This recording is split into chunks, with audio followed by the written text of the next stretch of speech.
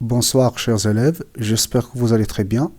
Bienvenue dans une nouvelle vidéo dans laquelle je vais parler de deux sources d'arguments, à savoir les exemples et les caractéristiques. Commençons par les exemples. Alors, voici quelques expressions qui vont vous permettre de donner des exemples. D'accord? Bien sûr, en rédigeant un texte argumentatif. Par exemple, comme, tel que pluriel, tel que c'est le féminin de tel que, et tel que c'est le pluriel de tel que. D'accord? On peut citer l'exemple de 5. On peut prendre l'exemple de. Un exemple pertinent est celui de. Pertinent, ça veut dire, je peux remplacer pertinent par frappant. Parlant, je peux dire un exemple frappant est celui de. Ça veut dire un très bon exemple. 7, c'est le cas de. Bien. 8, à titre d'exemple. 9. Cela se manifeste par. Cela se manifeste par. Se manifeste veut dire cela se caractérise par. Bien. 10. On observe cela lorsque, ou bien on remarque, je peux remplacer observer par remarquer. On remarque cela lorsque. D'accord? Bien. 11. À titre illustratif. Bien sûr, à titre illustratif veut dire à titre d'exemple. 12. Comme en témoigne le. Par exemple, je termine la phrase. Comme en témoigne le, la, les, un, une, des. Comme en témoigne les expériences vues dans tel endroit. C'est à titre d'exemple. Hein? D'accord? 13. Ceci se manifeste dans. Ou bien, ceci se manifeste à travers. Bien. Je viens de le dire, se manifester veut dire se apparaît. Hein? Je peux dire cela.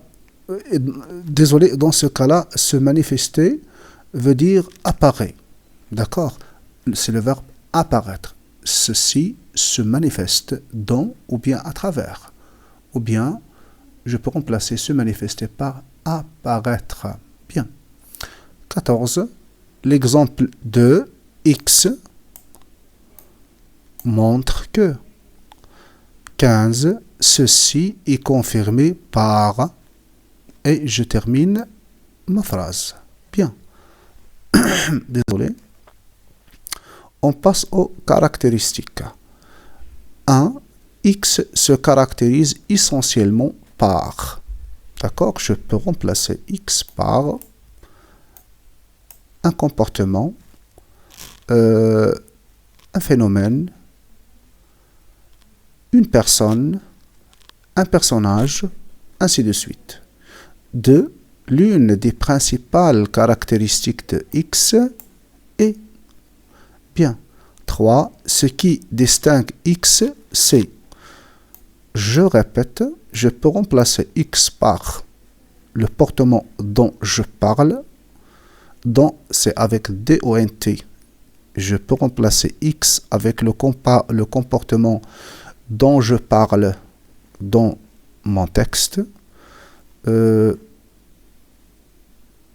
bien un personnage, une personne, un événement, un fait, ainsi de suite. Ce qui distingue Ma'alim Abdeslam, c'est surtout le fait d'être responsable. D'accord? 4. X présente plusieurs traits. Trait veut dire, attention, trait veut dire caractéristique. D'accord? Notamment veut dire surtout.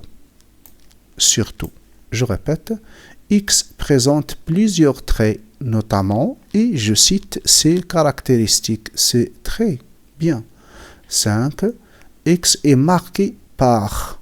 Bien. 6. X présente plusieurs qualités. J'utilise cette expression surtout quand je parle des personnes ou bien des personnages. D'accord? Pardon. La Zubida présente plusieurs qualités. Et je cite ces qualités. X présente plusieurs défauts.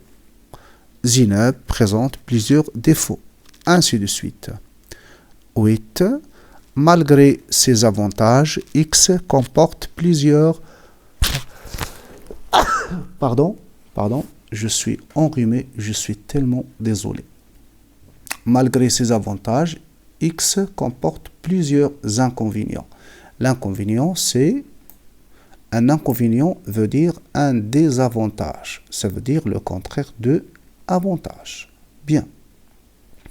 On passe à quelques exemples. Voici un sujet numéro 1. L'amitié est un trésor précieux. Précieux, ça veut dire très cher. L'expression veut dire que avoir des amis est une agréable chose, tout simplement. Voilà. Donc l'amitié est un trésor précieux, affirme un adolescent. Affirme, ça veut dire dit un adolescent. Pensez-vous qu'il est important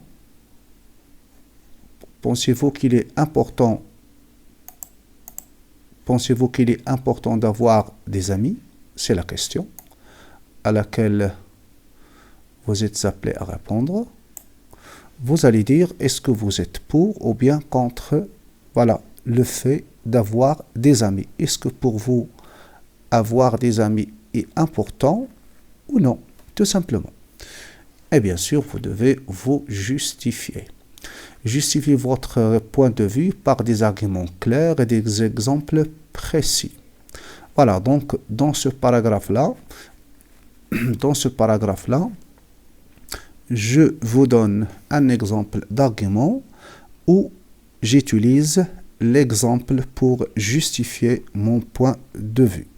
Supposons que je suis pour le fait d'avoir des amis. Supposons que je considère que vraiment l'amitié est un trésor précieux. Alors, à titre d'exemple, je vais dire, bien sûr, dans le développement. J'écris mon introduction. Après, je passe au développement où je donne des arguments. Voilà un premier argument.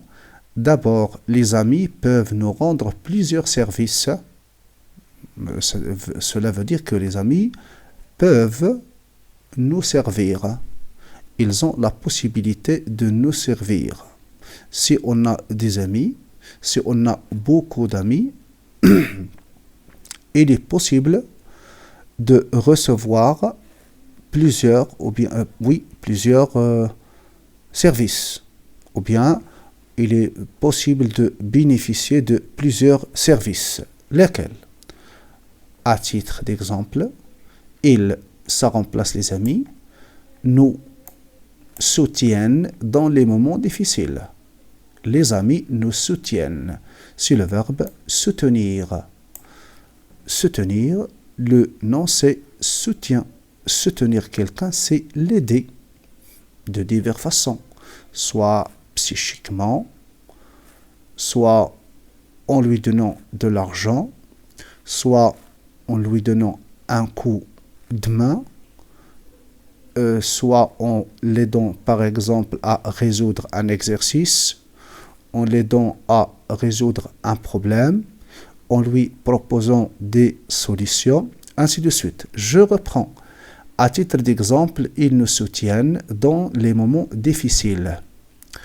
Bien, virgule, j'ajoute, voilà, au lieu de dire « et » avec « et », j'utilise la virgule. Nous conseillent lorsque nous sommes indécis. Donc voilà deux services. Nous soutenir dans les moments difficiles et nous conseiller dans le cas d'une indécision. Que veut dire indécis?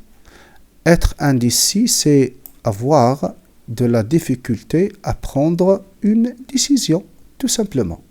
Être indécis. Très bien.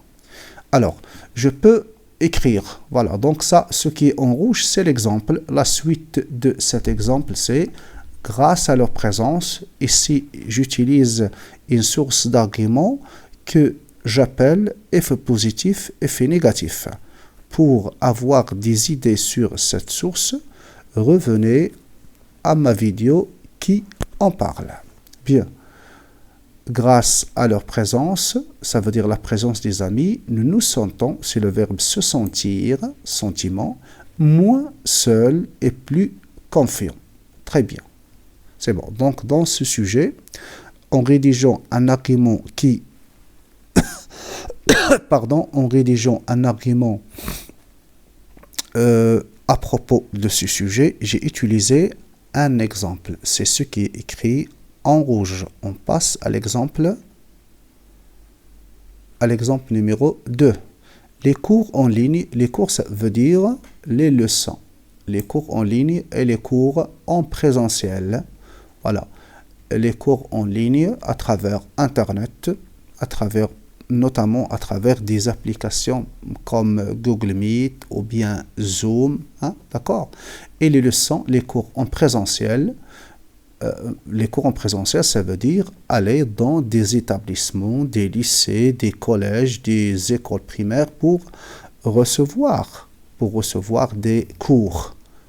Bien, être présent devant le professeur. Une présence, là on parle d'une présence physique, pas d'une présence virtuelle à travers Internet. Bien, les cours en ligne et les cours en présentiel offrir veut dire donner, de façon d'apprendre. Apprendre, c'est, voilà, apprentissage. Apprentissage. Pourquoi vous êtes à l'école? C'est pour apprendre. Et vous vous appelez élève. Élève veut dire apprenant. Ça vient du verbe apprendre. D'accord? Vous êtes au lycée pour apprendre les langues, les mathématiques, la physique, ainsi de suite. D'accord? Donc, apprendre, apprentissage, apprenons, avec ANT, apprenons. D'accord? Les apprenons. Dites lequel vous trouvez plus efficace et expliquez pourquoi. D'accord?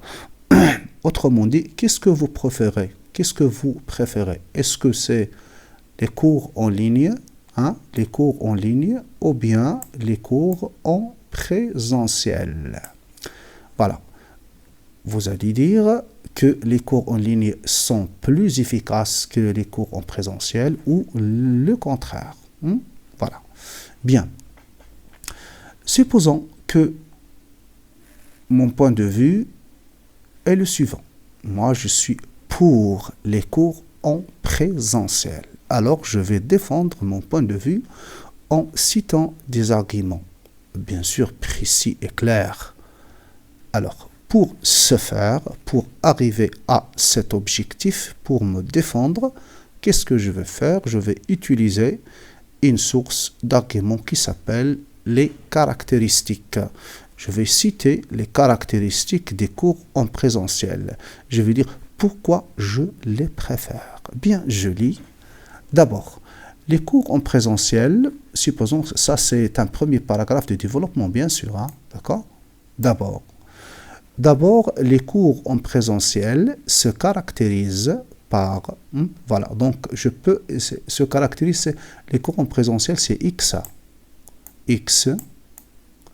Les cours en présentiel se caractérisent par une interaction directe entre l'enseignant et les élèves. Oui, cela est vrai.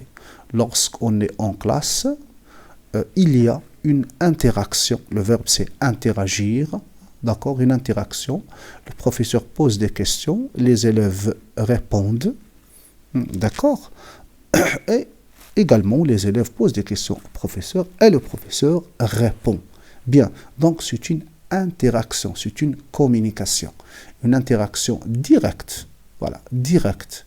Ça veut dire ici, Voilà, direct, ça veut dire c'est physiquement. Ils se rencontrent physiquement. Le professeur est en classe et les élèves sont également en classe. Très bien.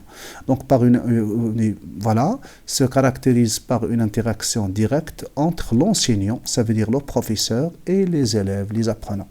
Voilà, c'est la fin de la source de l'argument utilisé en s'appuyant sur la source appelée caractéristique. Maintenant, je termine mon paragraphe en utilisant la source. Voilà, également, c'est la source dont j'ai parlé, voici quelques semaines, qui s'appelle effet négatif, effet positif. En effet, ici, je vais citer les conséquences des cours en présentiel. Qu'est-ce qu'ils permettent? En effet, cette proximité, c'est quoi la proximité? Ça veut dire le professeur est à côté des élèves, d'accord? Il n'est pas loin des élèves comme il est le cas des cours en ligne. En effet, cette proximité permet aux apprenants, aux élèves, de poser des questions immédiatement. D'accord? On peut poser des questions sans plus tarder. D'accord? Si tu as une question, tu peux la poser immédiatement, sur le champ. Ce n'est pas... Voilà, donc en utilisant les cours en ligne, c'est vrai également, on peut poser des questions, mais on ne peut pas le faire avec la même rapidité. Hein? D'accord? Alors, aux apprenants de poser des questions immédiatement, d'accord? De recevoir des explications claires et de mieux comprendre les leçons. Alors, donc, c'est la clarté des explications du professeur lorsque les élèves sont devant lui et non loin de lui. Voilà mes amis, on arrive à la fin de cette vidéo. Rendez-vous la vidéo prochaine, Inch'Allah. Au revoir.